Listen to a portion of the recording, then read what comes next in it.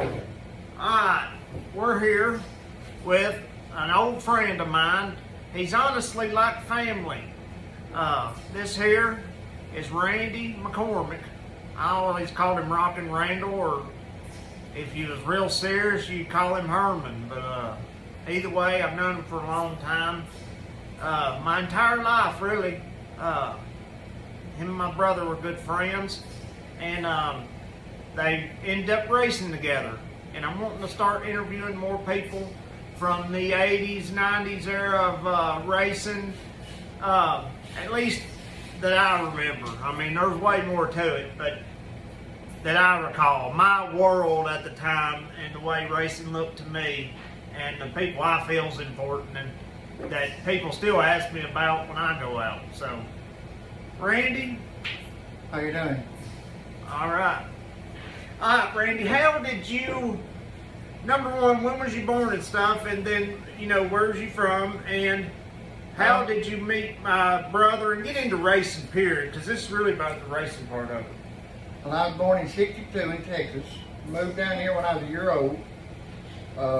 Went to work for your brother at Fann's Auto Parts a long time ago.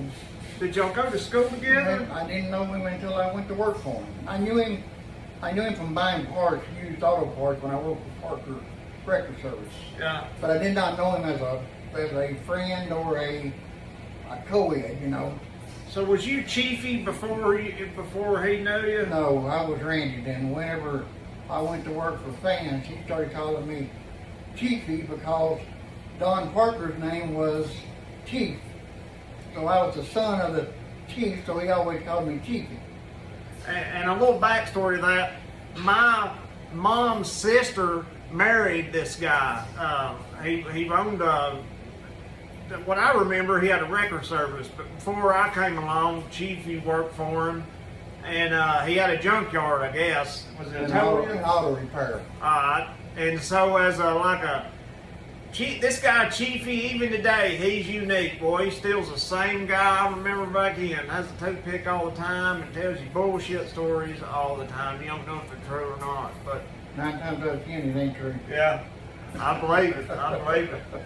You got to make up excuses. But no, but I went to work for your brother, and then one Saturday I was sitting up there, and here come a big red number 9 race car. I thought, what the world is this?